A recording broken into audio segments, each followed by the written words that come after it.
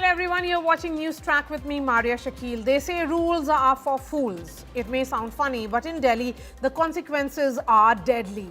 The city has turned into a gas chamber, and yet enforcement remains a joke.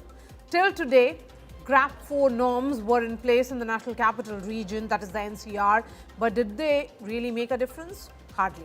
The rules have been flouted left, right and centre as if they never existed. India Today has been exposing these violations, peeling back the layers one by one. First, we revealed how construction work continued unabated despite a complete ban under BS4. And today we uncover yet another shocking breach, one that directly threatens Delhi's air quality.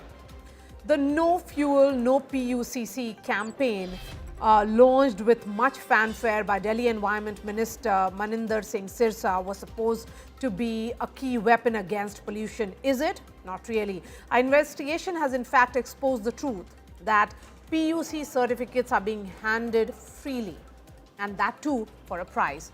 A corrupt system operating in the open. Our team visited multiple pollution check centers. What did we find? Take a look at this eye-opening report. Outside Jyotinagar police station in northeast Delhi, a BS4 Swift car with the registration number DL12CH0139 stands parked. Its pollution certificate expired on the 5th of November 2023.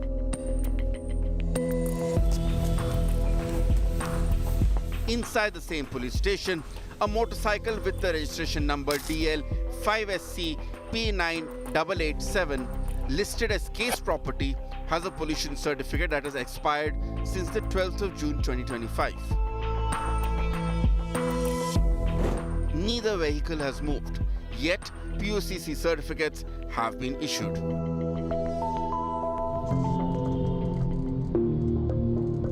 At a Delhi government-authorized PUC center in Gokulpuri, a special investigation team meets the operator Harsh Khanna. We pose as car dealers and say that our vehicle is overheating and cannot be brought for testing.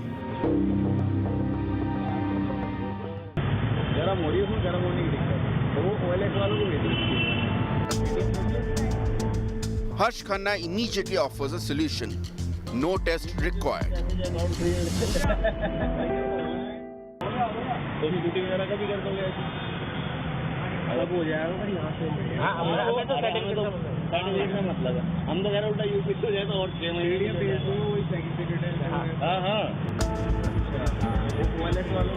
When asked whether the certificate will be made from Ghaziabad, Harsh insists that it will be issued from Delhi itself.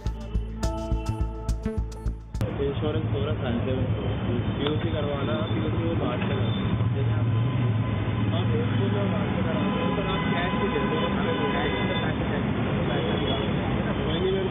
दे दो number दे दो और मैं आपको PDF भेज दूंगा देखो यहाँ से मैं कुछ नहीं कर सकता इंश्योरेंस पूरा फैंसे.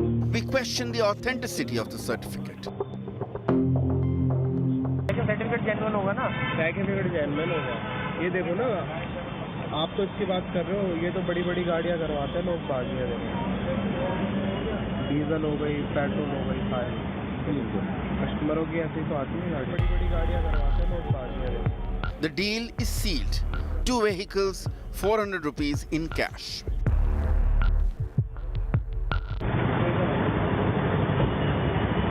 मैं 2 गाड़ियों का नंबर भेज दूंगा आपको फोटो खींच के ना हाँ भेज ठीक है ना मैं PDF भेज दूँगा मैंने 400 रुपये आपको दिया ठीक है. क्या है डीजल है चाहिए पेट्रोल की दोनों पेट्रोल है ना ठीक है आज मैं पूछ रहा हूँ मैं कैसे भेजूँगा कितनी देर में आ जाएगा भाई मुश्किल से मुश्किल 10 मिनट ठीक है.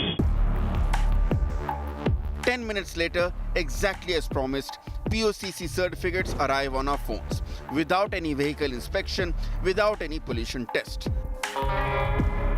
India Today's investigation has sent shockwaves through the system. The ruling BJP government has promised strict action while the Aam Aadmi Party has hit back, alleging that the administration is working hand in hand with the violators. हमने PUC certificate जारी करने वाले जो लगभग 800 से अधिक centre हैं, उनकी जांच शुरू की है.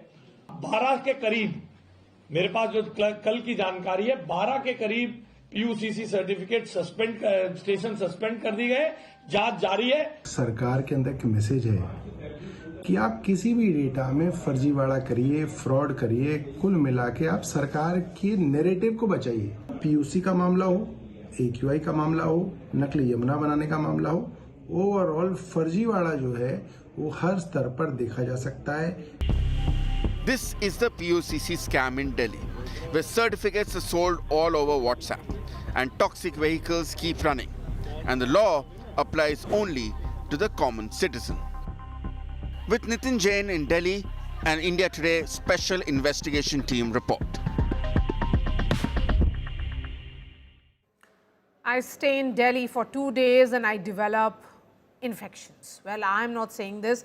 It's Union Transport and Road Minister Nitin Gadkari who has said this. He has acknowledged the pollution problem rather transparently and openly. He has admitted that pollution is a serious issue and claimed that the transport sector contributes nearly 40% of emissions. Listen in. मैं 2 दिन मुश्किल से रहता हूँ, ये infection हो गया। ये दिल्ली पूरा प्रदूषण से त्रस्त क्यों है? मैं ट्रांसपोर्ट मंत्री हूँ, 40% हमारे कारण होता है। अब ये राष्ट्रवाद कैसा होगा? इस देश में 22 लाख करोड़ रुपए हम लोग फॉसिल फ्यूल इंपोर्ट कर रहे हैं, देश में प्रदूषण दे रहे हैं। क्या हम अल्टरनेटिव फ्यूल और बायोफ्यूल में आत्मनिर्भर भारत नहीं बना सकते? Joining me now is Bharti Chaturvedi of the Chintan Environmental Research and Action Group. We have Vimlendu Jha, known environmentalist. Bharti, when private buses openly flout pollution norms while citizens are complying with and they are shifting to BS6 vehicles, doesn't this really expose double standard in enforcement? Well, actually, to me, the real challenge is that we don't have public transport, because citizens, only those citizens who can actually afford vehicles, and many of our citizens cannot afford any kind of private vehicle, and they have to walk, they have to cycle, they have to use two-wheelers. A colleague of mine has just, a part of Chintan, has just had a terrible head injury yesterday just because he was hit. And so people, I don't believe that that's the hypocrisy, is that we don't have public transport. So citizens have to get hit, injured, and it's absolutely tragic. It's the hypocrisy is not about those people who use better quality cars. The hypocrisy is about the average person who cannot, for so many years, it's not about 1 year, it's about several years since the Yes. Commonwealth Games. We don't have public transport. Let's not compare the wrong things. Let's compare public transport.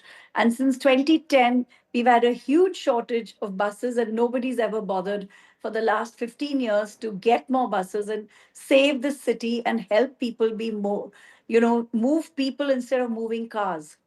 Okay. Vimlendu, Asting clearly shows that the PUC certificates are being sold like a candy. How does this directly impact Delhi's air quality, and are we underestimating the role of vehicular pollution in this emergency, the air emergency situation that we are currently in?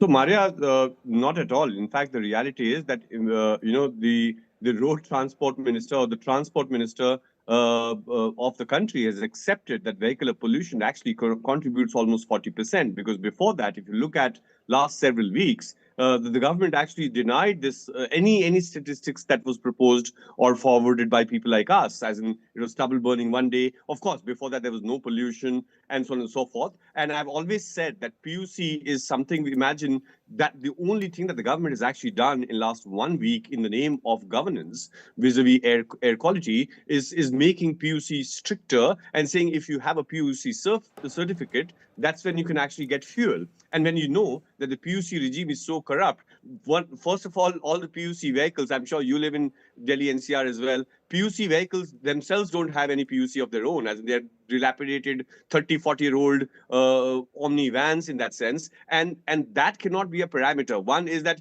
I haven't come across any person in Delhi NCR whose car hasn't passed the PUC certificate test in that sense. So if you have a 100% result of PUC, when you know that you can anyway get it, so it's just a check check mark in that sense of Okay. that your vehicle actually has PUC. But pollution under control cannot just be based on one regime. Pollution under control, as Bharti said, that when we know that private vehicles are the main contributors of pollution, when we know that vehicular sector or transport sector is the 40% culprit of this, then you have to do more, much more than for a minister to just accept. As in, what is he? He's in power. He can't just make a sorry face and say, oh, well, I pollute. If you pollute, you better clean and make that cleaning process immediate. Your personal health is of no relevance to me or anyone who's living in Delhi. Just because you fall unwell, here people are dying, and your cough and your irritation of throat is of no relevance and significance to people like us. Okay, Bharti,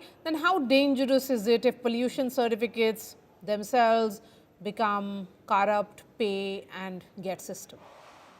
Well, first of all, you probably read the CAG report earlier this year, which said over 1 lakh vehicles were not meeting standards and they got PUCs. And the other point is that I'm very skeptic of PUCs because, first of all, there are many ways to fudge it. You don't even have to measure it properly and you can fudge it. But secondly, they don't measure the range they have of pollutants. And science has overtaken that PUC framework. We know now that PUCs cannot measure a large amount of the pollutants. They just look at certain pollutants from like smoke, basically from the tailpipe, and that's just not enough. So even if it was an honest regime and many cars were getting rejected till they were improved, I still think it is an absolute, it's not going to solve the problem. We want to know two things, and one of them is how many people, how many tests, what percentage and how many cars failed.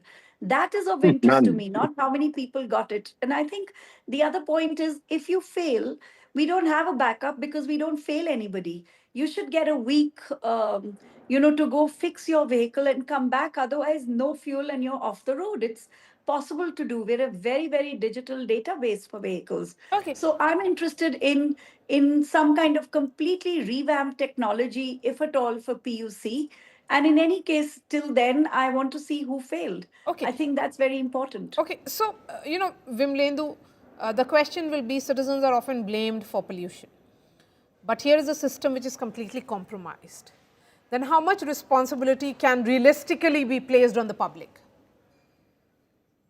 It's not an individual problem. It's a public problem. And at the end of the day, if the public transport is missing from the entire city's governance, and be it in Delhi or Gurgaon or Noida, you and I can't buy a bus and put it out there. As if there's 3,000 to 4,000 bus deficit alone that we have in Delhi, and zero electric vehicle or percolation of public transport in Gurgaon and Noida and Faridabad and many of these areas, that can't be an individual's responsibility. If the coal thermal power plants are not following the emission standards, or waste to energy plants are not following any standard, forget about just sulfur dioxide standard in that sense, that can't be your responsibility and my responsibility. So, this entire lazy governance and putting the onus on individual behavior and behavioral change, this is not a conference, this is not an awareness workshop in a school that we're dealing with where everyone needs to be sensitized. We're not talking about sensitization, we're talking about, heaven's sake, our breathing rights and domain which lies completely with the government.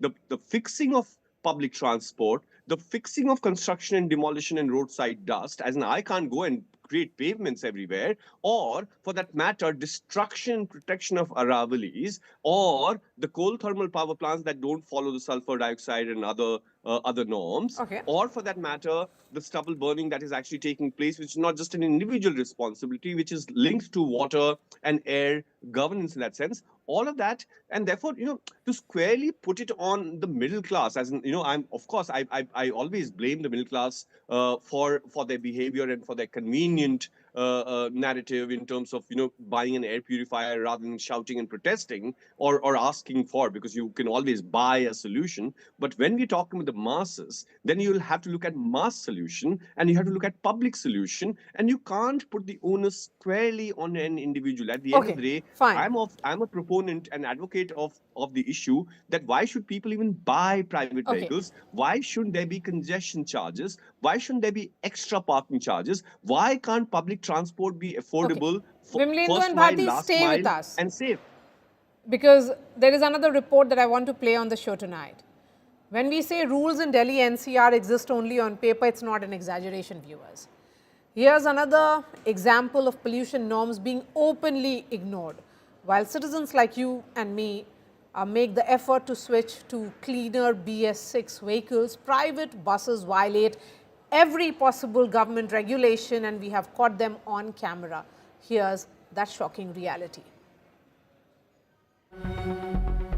Delhi has become a gas chamber. Stage 4 of the Graded Response Action Plan against pollution was in force till today. But on the ground, almost every rule is being violated openly. This is the Delhi-Noida border, and what you see here is not an isolated violation but an open operation of illegal buses. 1, 2, 3, 4, 5, and several more diesel buses lined up. Despite a ban on vehicles not meeting BS6 emission norms, these buses are openly picking up passengers, making multiple stops and preparing to leave Delhi. All of this is happening right under the watch of the Delhi Traffic Police, Transport Department, local police, the MCD and other enforcement agencies. For over 15 minutes, they remain parked in a long queue, waiting for the Noida entry to open at 9 p.m. before exiting the capital. Take a closer look at this bus. Registration number UP22 800875. Parked in Northeast Delhi. It is a diesel, Euro 3 or BS3 vehicle, clearly banned under current norms. Instead of being seized, heavy luggage is being loaded and the bus is allowed to operate, adding directly to Delhi's air pollution. कौन सी है बस? Diesel है या CNG है? Diesel है CNG है? Diesel है। अच्छा ये बताओ, डीजल है, BS3 है तुम्हारी बस, मैंने कागज चेक किए हैं इसके। 8 साल पुरानी गाड़ी है। ये सर मुझे नहीं पता, ये उन्हें पता होगी। Yet another UP38 802453 operating between Delhi and Sambhal. A 2017 diesel bus running without a valid Delhi permit. Permit है दिल्ली में चलने का? है? ना। कैसे चला रहे हो फिर से? ऐसे चलाना है, दे लेके। मैं कुछ नहीं कहता। BS6 norms have been enforced since 2020. In Delhi, BS3 and BS4 diesel vehicles are banned. But on the ground, the reality is very different. These buses fly daily through different parts of the capital. Now look at another bus. Registration number UP17 804707. Its condition itself raises questions about its fitness. A diesel bus carrying passengers despite clear restrictions. Diesel की गाड़ी है ये? तुम diesel की गाड़ी दिल्ली में चला रहे हो? खड़ी हुई है, चला नहीं रहे, लेके जाएंगे अपने घर के लिए। कैसे लेके जाओगे? कैसे लेके जाओगे? चला के लेके जाओगे ना? अब तक तो चल रही थी गाड़ियाँ। अब चल रही थी? आज से जब जैसे मान लो मना कर दिया डीजल गाड़ियाँ दिल्ली में नहीं आएंगी, तो अब फिर खड़ी हो जाएंगी जाकर। पिछले 3 दिन से नहीं चल रही है। हमने तो आज जैसे देखा न्यूज़ में, जो है देख रहे हैं न्यूज़ में, मतलब मना करा नहीं चल रही। Bus after bus, unauthorized and polluting, operating freely, exposing serious gaps in BS4 enforcement. The rules are clear. The violations are visible. The question is, who is allowing this? With Nitin Jain in Delhi, Bureau Report, India Today. Lendu and Bharti continue to be with us. Bharti, private buses are high mileage and high emission vehicles. If they are allowed to violate norms and be effectively, undoing the gains which perhaps cleaner private vehicles are ensuring. Isn't it correct?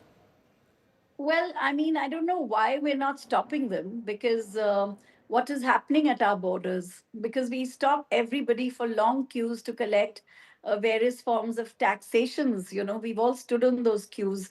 But I don't know why we don't stop people to and come up with a kind of a better RFID style system to do all this. Obviously, we've got to make those relationships with states like UP. We've got to, be in this together. We're part of the same airshed. So, we have to breathe each other's, emissions and pollutants. I think we have to learn to find a new model of cooperation. And as far as I can see, there seems to be cooperation more with the actors who should be stopping these buses and the bus drivers than in the public interest. Vimlendu, your final thoughts? I think, anyway, GRAP is not supposed to be a governance measure. It is only preemptive. It is only supposed to be precautionary in that sense. And imagine that little in the name of air quality governance in the last few years that we've seen, that the government only depends on GRAP. And even that is not followed. That totally talks about the inability of the government or the lack of political will. The government can collect taxes. It doesn't fail. They are bouncers on borders to collect MCD taxes, but they don't have anybody to actually look at the pollution norms and these certificates at all. So, I think the root cause of all of this is that the government is not interested. As I always say, three things with regard to air pollution. One is that we live in denial. Second, we only look at these band-aid solutions in terms of temporary measures. And third is that we keep it only Delhi-centric. One is that imagine, why should this ban only be about entering Delhi? As in, if I was in Noida a couple of days ago, Noida's air doesn't need a visa or any permission in that sense. And therefore, it's the same airshed as Bharti rightly said. And in fact, so it's worse. The pollution norms. Noida, Greater Noida is worse. Well, and therefore, I always say Ghaziabad disproportionately, why do we always blame Rekha Gupta alone? As in, at the end of the day, not a single news channel has asked questions of Yogi Adityanath. Or I don't even know who my chief minister is, because these days I live in Gurgaon mostly in that sense. So we need to understand that entire airshed approach, common governance approach, uniformity in governance, and also long-term systemic changes. As in, I'm saying that if PUC norms, if checks and balances norms, if the fuel norms, all of that has to be found and followed. And it in fact, has to be Vimlendu, for the entire when I airshed. asked the environment minister this question of the AQI levels and of a particular date where he had informed the parliament then in Rajya Sabha, he did try and explain to me that it was then and it is not a Delhi-centric problem. But the fact is that most of the neighboring states are now governed by the BJP. For him to say that Delhi had not reached 450, and imagine after that interview of yours and his submissions in the parliament, after 2 days, on the 15th of December, the AQI was 460, 470, 480 in their monitors, and it was 800 plus in private monitors. In fact, look at the knee-jerk governance system. Sirsa, GRAP4 has been removed today. Why? Because the stronger wind. And saying that some air quality monitors in Delhi were showing 145 AQI, where I was just checking right now that it was actually 350, 370. Your news story is also talking about. So there's no seriousness. They don't. Okay. Somewhere they're not able to understand the correlation between pollution and death. Why can't they accept it? No, or that is not being accepted certainly by the government. Vimlendu Jha and Bharti, really appreciate your time. I was talking about that exclusive chat that I had with Union Environment Minister on pollution in Delhi. And can the capital ever breathe easy? Listen in to what he told me. I'm leaving you with this. I'll be seeing you tomorrow. Thanks so much for watching. राज्य सभा में आपका एक जवाब था और आपने कहा था कि under graded response action plan Delhi NCR में 2025 के दौरान दिल्ली में एक भी दिन AQI 450 नहीं हुआ है। CPCB का डेटा है, दिल्ली का AQI 14 दिसंबर को 461, दैट इज सीवियर कैटेगरी में था। दिसंबर 13 को नोएडा का AQI 455 था और दिसंबर 14 को 466। तो ऐसे ये डेटा को कैसे देखेंगे आप भी सही हैं, मैं भी सही हूं। जिस दिन मैंने ये बयान दिया था उस दिन तक AQI 450 के ऊपर नहीं गया था। दिल्ली में एयर पोल्यूशन के दो चीज़ें हैं। एयर पोल्यूशन का मेन रीज़न है anthropocentric activity, human based activity. Human based activities के काफ़ी डायमेंशंस हैं। Vehicle pollution, industrial pollution, traffic क्योंकि कंजेशन के कारण, dust, solid waste management, biomass, ये सब चीज़ें मिलकर के अलग अलग तरह की इन एक्टिविटी के कारण PM 2.5 और PM 10, उसके साथ ozone, carbon dioxide, carbon, sulphur dioxide, lead, nitrogen, ये सब चीज़ें गैसेस निकल के 8 गैसेस के समूह से अगर वो कण हवा में तैर रहे होते हैं तो उसका 24 आवर का हम एवरेज AQI के रूप में देते हैं। जो 2 तारीख आपने मेरे को बताई उसमें दिल्ली के मौसम विज्ञान में एक वेस्टर्न डिस्टर्बेंस भी निकलता है जिसमें हवा की गति एकदम जीरो हो जाती, स्टिल हो जाती हवा। तो ये जो पर्टिकुलेट होते हैं ये हवा में ही स्थायी हो जाते हैं और जब ठंड पड़ती है तो ये जमे रहते हैं। और जो ग्रैप होता है वो इसी कारण होता है कि जो CAQM अथॉरिटी हम लोगों ने बनाई है, वो CAQM अथॉरिटी जो इसका कोऑर्डिनेशन करती है वो मौसम विज्ञान के साथ भी अपना एक कंटिन्यू मॉनिटरिंग रखती है। और जब वेदर कंडीशन के कारण जो मैंने आपको अभी PM 2.5, PM 10 से लेके बाकी जो कण बताए हैं, जब उनका घनत्व बढ़ता है और वो जब हवा में तैरते हैं उसके कारण जो वायु प्रदूषण होता है उसके लिए ग्रैप के स्टेप उठाए जाते हैं।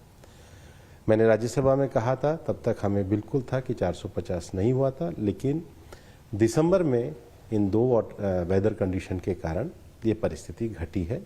हम आगे भी एक पॉलिसी मेजर से, क्योंकि एक लंबे समय तक दिल्ली का पॉल्यूशन केवल आप दिल्ली का मत मानना जी, दिल्ली सघन रूप से NCR में भी बसी हुई है। मतलब गाजियाबाद भी है, नोएडा भी है, ग्रेटर नोएडा भी है, फरीदाबाद भी है, गुड़गांव भी है, ये भी, और दिल्ली में NDMC है, MCD है। तो ये सब में एक साथ गतिविधियां कंटिन्यू रहती है।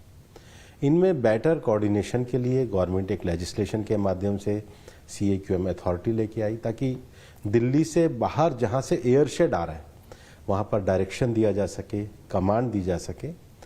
तो इस बार हम तो ऐसा सोच रहे थे कि पहली बार होगा कि हम 450 के ऊपर नहीं जाएंगे। अनफॉर्चुनेटली इन 2 दिनों में गए हैं